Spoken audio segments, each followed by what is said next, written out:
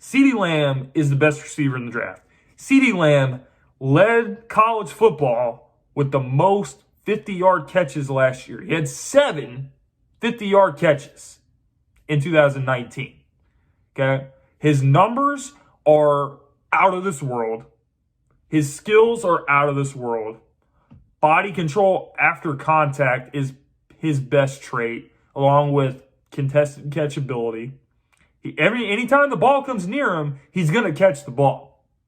And if you look at the Eagles last year, anytime the ball came near a receiver, you kind of had to close your eyes and hope they'd catch the ball because that's just how many passes were getting dropped.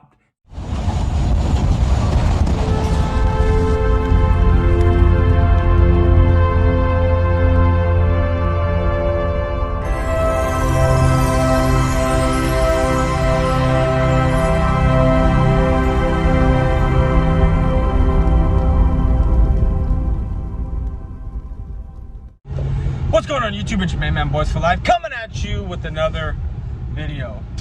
Now, huge shout out to Philly Jim. Philly Jim is one guy I like to watch when it comes to college prospects.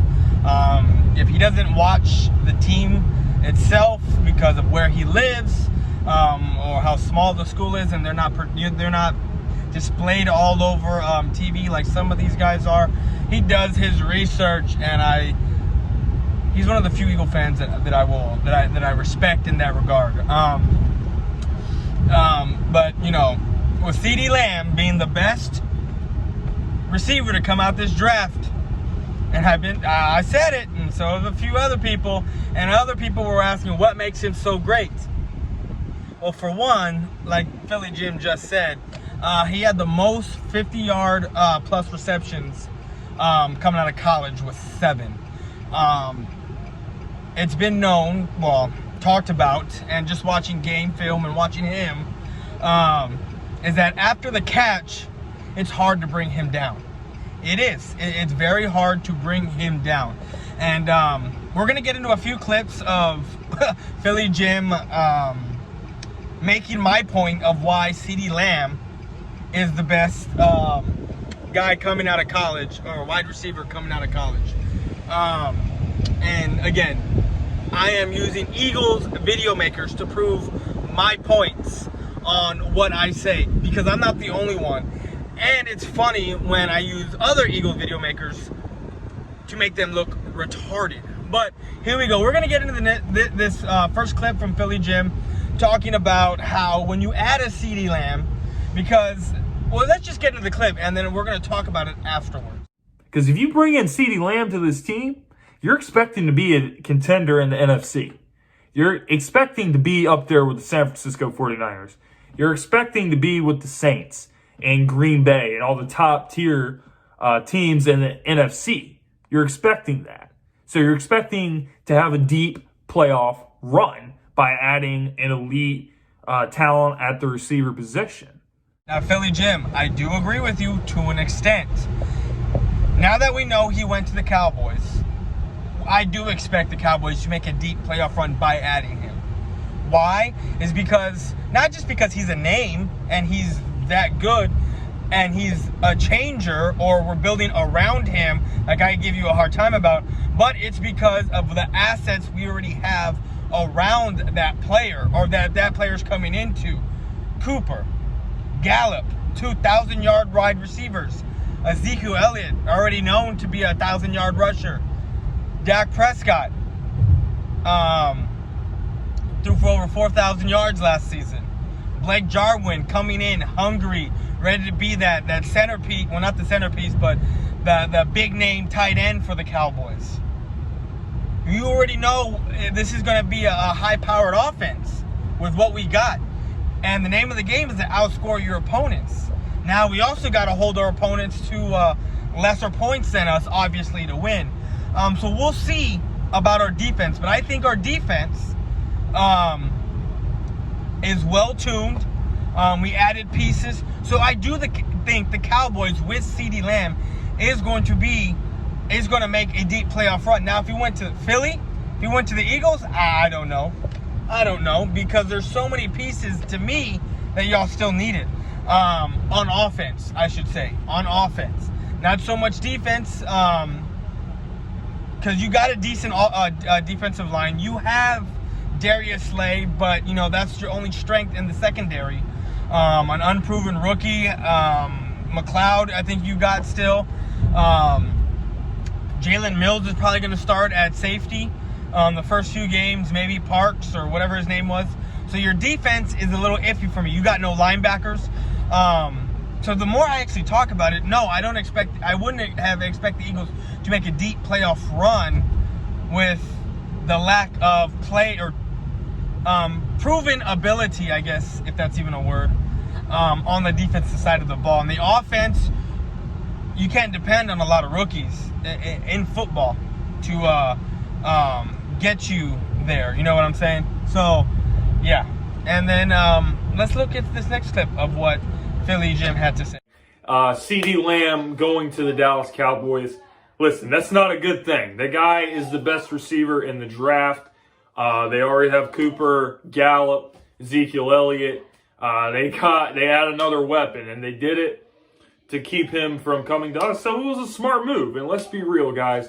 All right, now from this next clip, you know, there's not much I got to say about this because he's just reiterating everything that I've been saying that he's saying and everything I've said. The only difference is I don't think we took him to get him away from the Eagles because he was falling.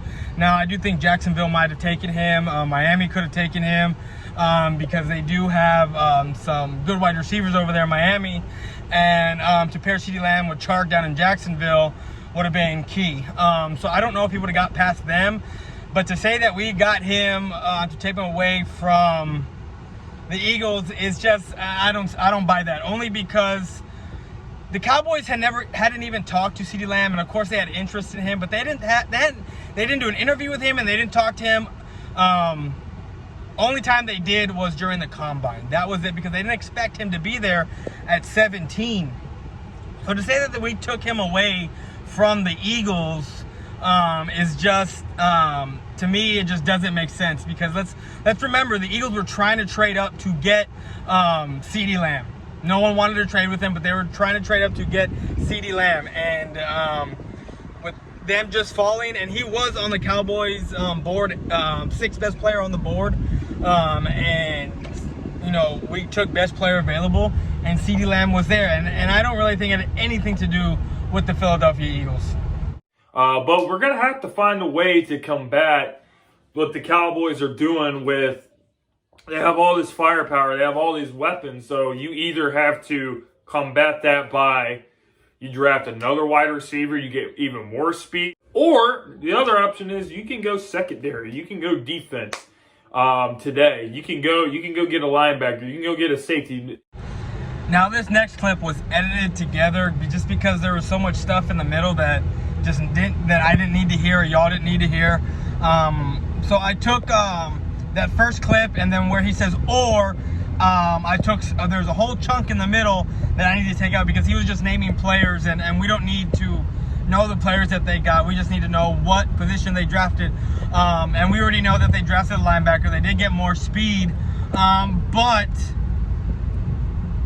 the speed that they got, I don't think is going to be out there. I don't.